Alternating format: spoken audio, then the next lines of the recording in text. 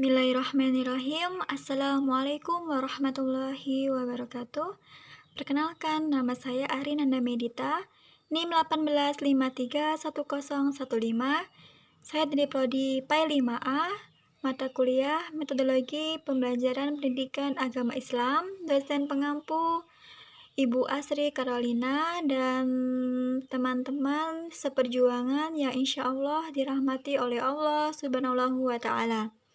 Langsung saja teman-teman, dalam video saya kali ini saya akan menjelaskan tentang macam-macam metode pembelajaran mengenai materi fikih, Al-Quran, hadis, dan juga ada sejarah, kebudayaan Islam, dan juga ada bahasa Arab.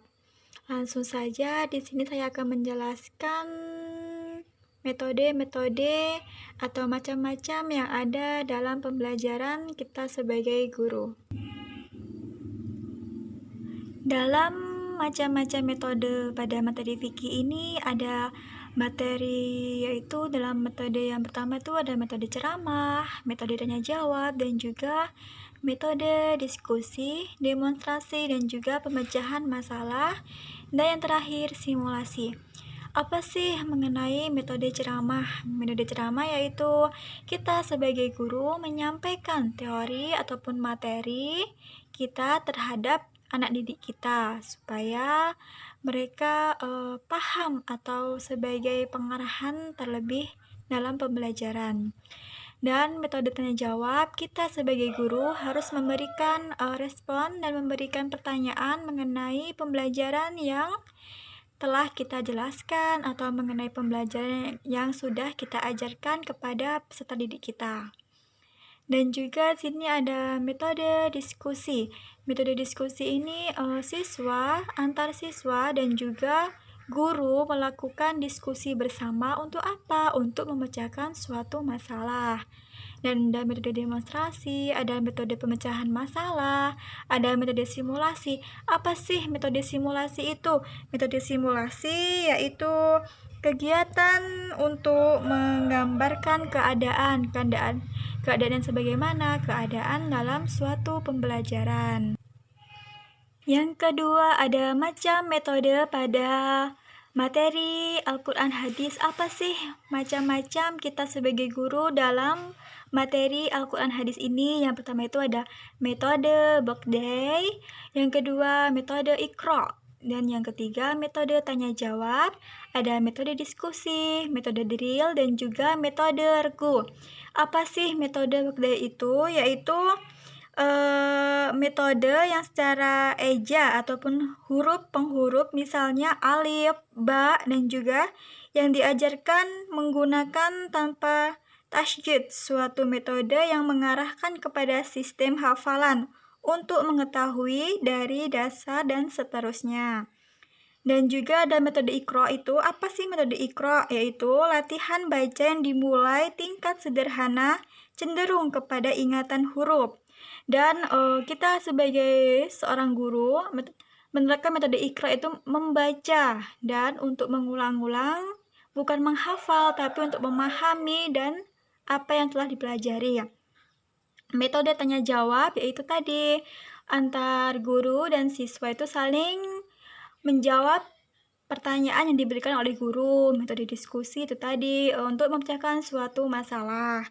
Dan juga ada metode drill, melatih bahan atau pelajaran yang diberikan oleh guru tersebut. Metode regu ini pengelompokan antara satu regu dengan regu yang lainnya. Untuk apa? Untuk kita lebih aktif dalam suatu pembelajaran dan juga lebih mengerti tentang metode yang diajarkan. Selanjutnya ada metode pembelajaran pada materi sejarah kebudayaan. Di sini apa sih kita sebagai seorang guru dalam guru pendidikan agama Islam harus menerapkan metode apa saja sih dalam pembelajaran materi sejarah kebudayaan? Yang pertama itu ada metode ceramah, tanya jawab, dan juga ada metode diskusi. Yaitu pengertiannya sama saja yang saya sampaikan tadi. Metode ceramah itu untuk menyampaikan teori-teori ataupun awal-awal kita untuk belajar, untuk menyambut anak murid kita dan juga untuk mengarahkan ke lebih yang selanjutnya. Dan tanya jawab tuh yaitu tadi sesama untuk memecahkan suatu masalah, dan diskusi tadi juga sama yang saya artikan tadi.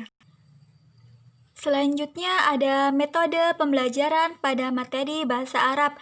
Apa saja sih kita sebagai seorang guru dalam guru bahasa Arab?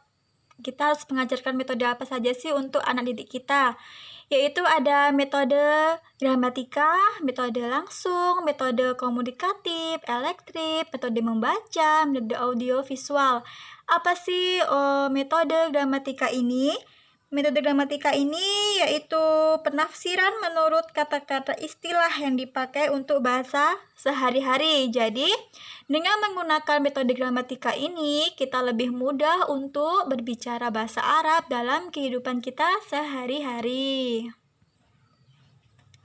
Selanjutnya ada metode langsung. Metode langsung yaitu guru itu menyampaikan secara langsung tentang apa yang harus dipelajarinya. Dan juga ada metode komunikatif, yaitu pemikiran, kemampuan, dan juga untuk bertujuan untuk apa? Bertujuan untuk kita memahami atas pembelajaran dan juga penghafalan dan juga materi yang telah disampaikan kepada guru kita untuk menelaah kembali ajaran-ajaran dan juga bahasa Arab, bahasa asing, bahasa istilah dari bahasa Arab tersebut. Ada metode elektrik. Apa sih metode elektrik itu? Yaitu cara penyajian dengan macam-macam kombinasi. Jadi seorang guru itu memberikan cara-cara atau sistem kombinasi yang berbeda-beda ya, Dek. Dari itu di sini ada bahasa Arab dengan metode membaca. Metode membaca yaitu ya sering disebut kita sebagai membaca terlebih dahulu sebelum melakukan kosakata ataupun melakukan penghafalan, memahami. Kita terlebih dahulu menerapkan metode membaca. Setelah kita paham tentang bacaan kita, tentang arti dari yang kita baca tadi, kita bisa mempraktikannya dalam teman ataupun dalam pembelajaran bahasa Arab yang lain.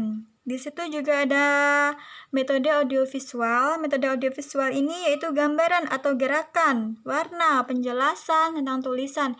Semakin kita memberikan metode visual kepada peserta didik kita, anak didik kita itu merasa, wow, belajar bahasa Arab tuh nggak menegangkan. Saya nggak takut belajar bahasa Arab, malah seru. Karena apa? Karena di situ ada suatu penggambaran, gerakan-gerakan, bisa jadi gerakan animasi-animasi Islami yang selalu belajar dengan bahasa Arab, mengatakan ajaran dengan bahasa Arab, berhitung dengan bahasa Arab, dan juga berbicara dengan bahasa Arab. Menurut saya dengan bahasa Arab ini lebih masuk kepada metode gramatika dan juga metode audiovisual. Karena apa? Karena menurut saya metode audiovisual ini sangat memberikan siswa tuh untuk senang, tidak takut, tidak pusing mendengar ataupun membaca tentang bahasa Arab. Oke teman-teman, mungkin ini saja yang bisa saya sampaikan. Kurang lebihnya saya mohon maaf. Di sini kita sama-sama belajar. Itulah tadi tentang bagaimana sih kita menerapkan sebagai guru untuk memahami dan juga menerapkan metode-metode pembelajaran mengenai materi pembelajaran pendidikan agama Islam, mengenai fikih, Al-Quran, hadis, dan mengenai kebudayaan Islam, dan juga yang terakhir itu bahasa Arab. Kurang lebihnya saya mohon maaf, dan kepada Allah saya mohon ampun.